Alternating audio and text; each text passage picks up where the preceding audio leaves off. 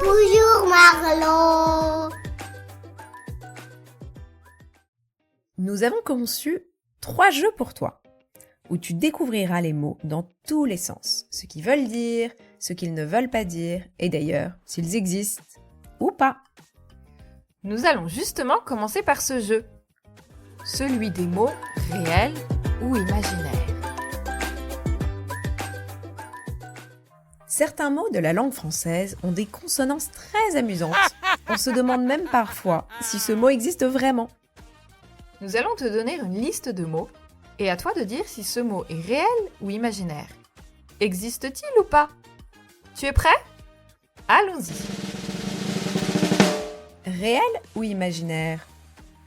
Le mot marmelade. Réel! Eh oui, ça existe! J'en étale sur ma tartine le matin. Tous ces bons fruits écrasés et cuits avec du sucre. C'est délicieux! Caroubade. Et non, c'est un mot inventé. Babouin. Oui, bien sûr! C'est une espèce de singe qui vit en Afrique. Embabouiner. On t'a bien eu, c'est réel! Quel drôle de mot, dis donc! Embabouiner quelqu'un, cela veut dire le flatter pour qu'il fasse ce qu'on désire. On peut dire que dans la fable du corbeau et du renard de Jean de La Fontaine, le renard a embabouiné le corbeau. Es-tu prêt pour le prochain mot? Attention, il est très difficile. Chaussette. Réel! Tu vois, c'est facile! Tout le monde sait qu'on enfile des chaussettes pour ne pas avoir froid aux pieds. Maintenant, saperlipopette. Saperlipopette, ça existe! Oh! Quand je suis agréablement surprise, il m'arrive de m'exclamer « Saperlipopette! J'ai retrouvé ma chaussette !»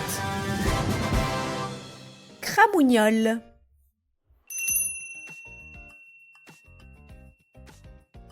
Imaginaire! Et non, ça n'existe pas! Cueillette.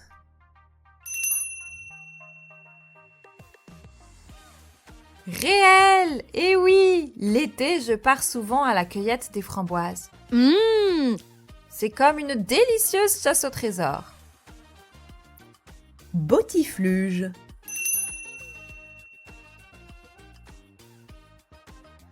Et non, il est imaginaire celui-là. Centripète.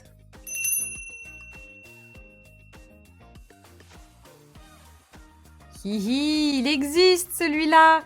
Quelque chose de centripète, c'est une chose qui attire vers le centre.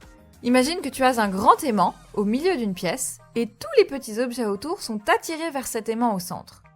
C'est un mot un peu compliqué, mais cela signifie simplement quelque chose qui tire tout vers le centre. Prêt pour le suivant? Margoula.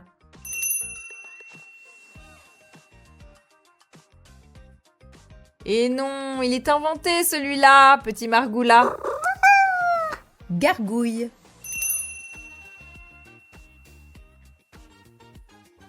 Oui, c'est réel. La gargouille est une créature fantastique qui se trouve sur certains bâtiments anciens, comme les églises ou les châteaux. Elle ressemble à un animal imaginaire, souvent avec une tête de dragon ou de lion. La gargouille a une drôle de mission. Elle crache de l'eau quand il pleut pour protéger le bâtiment. Elle est un peu comme un gardien fantastique qui fait des grimaces amusantes et aide à évacuer l'eau de pluie. Prêt pour le mot suivant? Bagloude.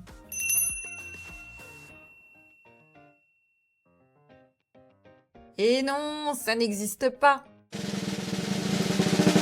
Gliba.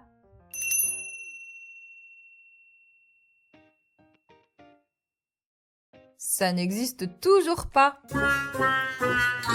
Bigoudi.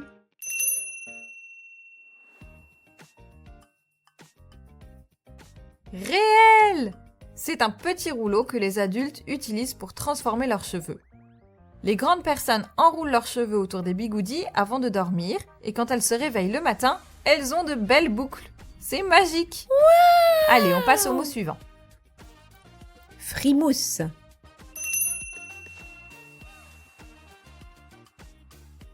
Et oui, c'est un mot réel. C'est un mot doux et amusant pour décrire le visage de quelqu'un, surtout quand il est plein de joie et de gentillesse. Cracobule.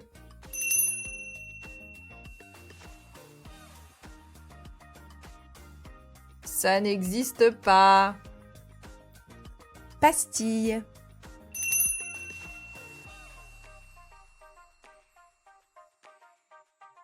Réel, bien sûr.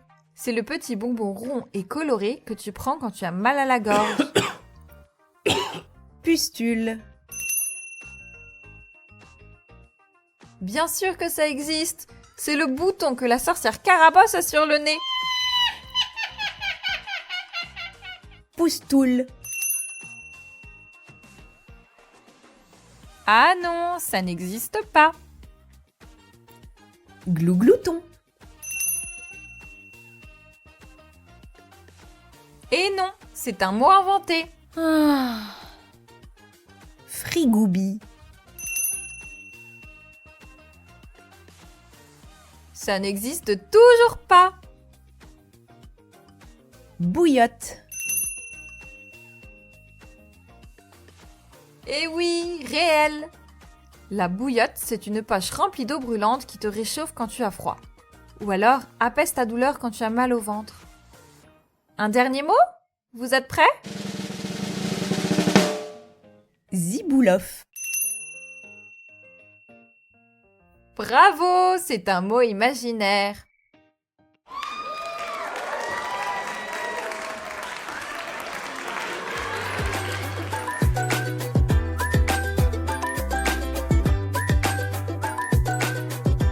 Bonne ou mauvaise définition? Tu t'es très bien débrouillé. Nous allons maintenant changer un peu les règles. Je vais te proposer un mot et 2 définitions pour ce mot. Tu sais ce que c'est, une définition? C'est une explication qui aide à comprendre ce qu'est quelque chose.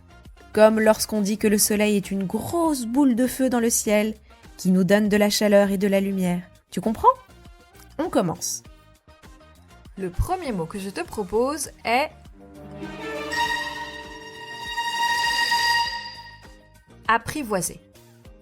Maintenant, écoute bien les 2 définitions, puis choisis celle que tu penses être la bonne. Apprivoiser veut dire prendre le temps de devenir ami avec une nouvelle personne ou un animal un peu sauvage. Apprivoiser veut dire apprendre à compter très vite, jusqu'à 100.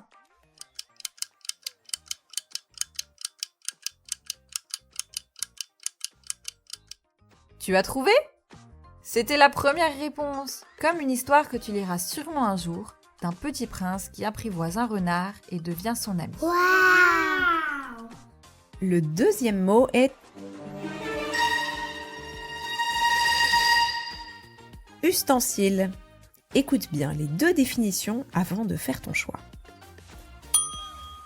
Un ustensile est un outil spécial que l'on utilise pour cuisiner ou faire des petits travaux dans la maison. Un ustensile est un petit camion qui permet de transporter du matériel pour des chantiers de construction.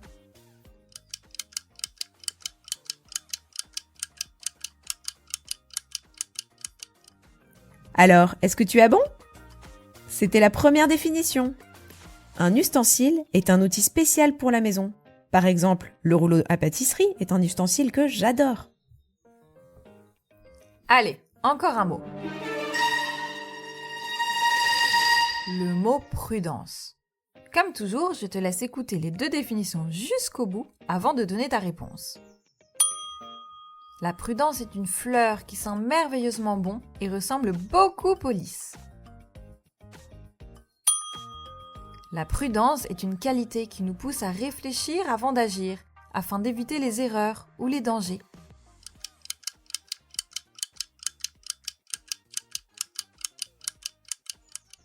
Et c'était la deuxième définition. Prudence est un joli mot que j'aime beaucoup. Sais-tu que c'est aussi un prénom? Oh. Maintenant, un dernier mot.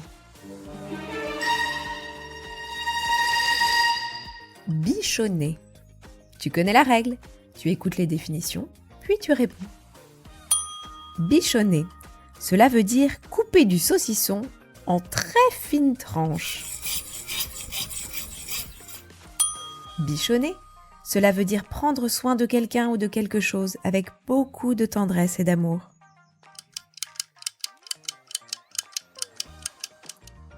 Encore une fois, c'était la deuxième définition qui était la bonne. Est-ce que toi aussi, tu aimes être bichonné? Être tranché en fines tranches de saucisson? Mais non, c'était la deuxième définition, la bonne. Qu'on prenne soin de toi. Ah, j'adore!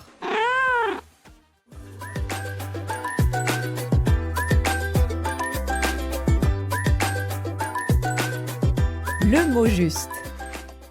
On adore ces jeux avec les mots. Et on t'en a préparé un dernier.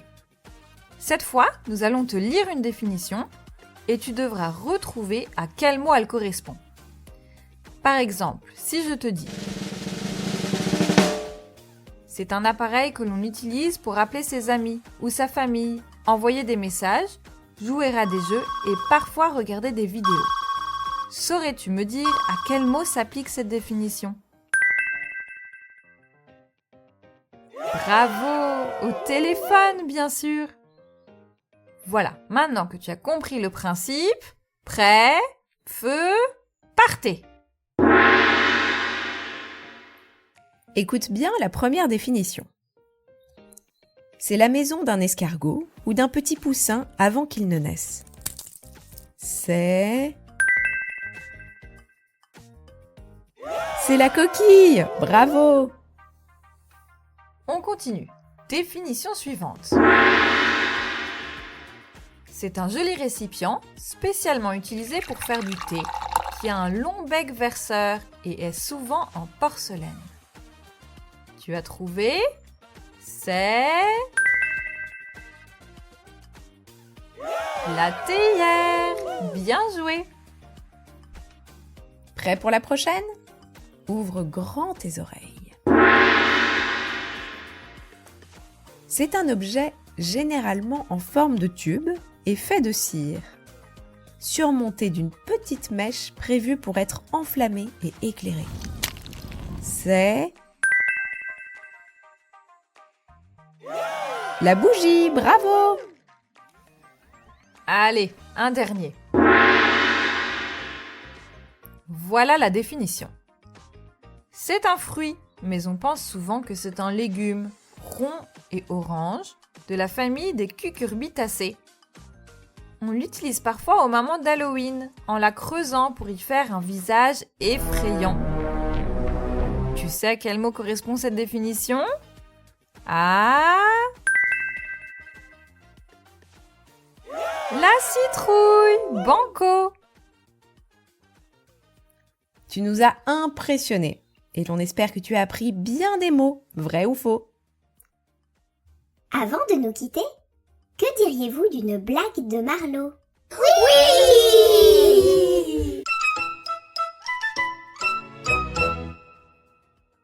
C'est parti!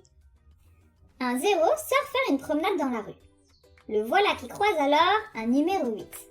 Il lui dit: « Oh, dites donc, tu en as une belle ceinture !»